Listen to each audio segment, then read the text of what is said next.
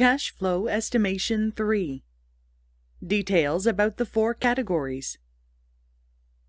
Let's look at each type of cash flow in detail.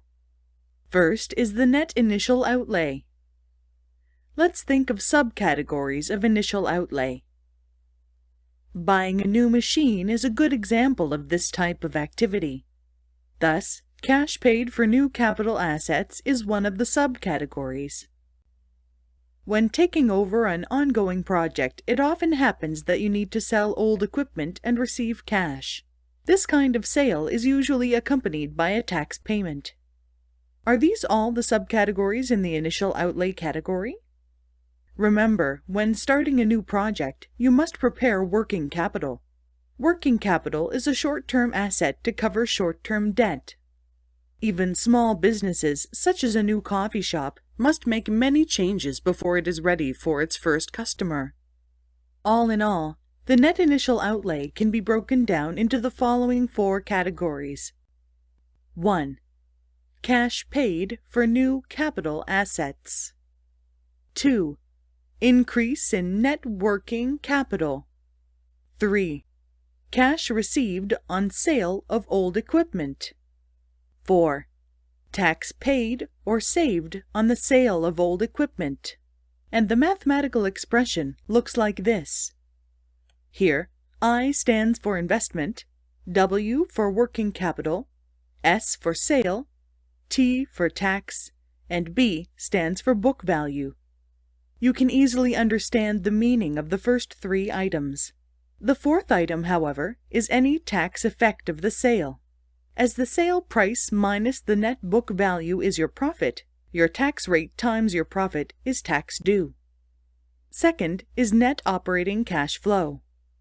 After the initial investment, a project generates future cash inflows and outflows. Let delta R be the change in periodic revenue, and delta E be the change in periodic cash operating expense connected with undertaking the project in each period.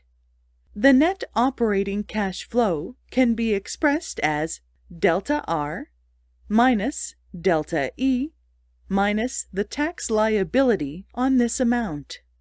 The mathematical expressions look like these. Please look over each formula. Third is non-operating cash flow. There are various stages in a capital investment project. One example is the repair of equipment, such as machines or trucks. Future change in net working capital is another example. Expended non-operating cash flows are multiplied by 1 minus T to adjust for taxes. Fourth is net salvage value.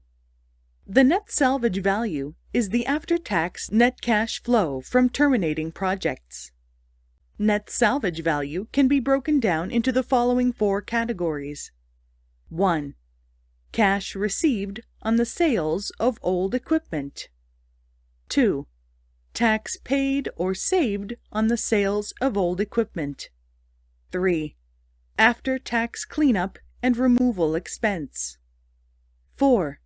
Release of investment in working capital. The mathematical expression looks like this. Here, REX stands for cleanup and removal expenses. Now we have practiced the technique of estimating future cash flows. Knowing the required rate of return is a matter for the chapter on risk. Before the study of risk, let's assume some cash flow values and discount rates, and let's practice computing the present value and the net present value.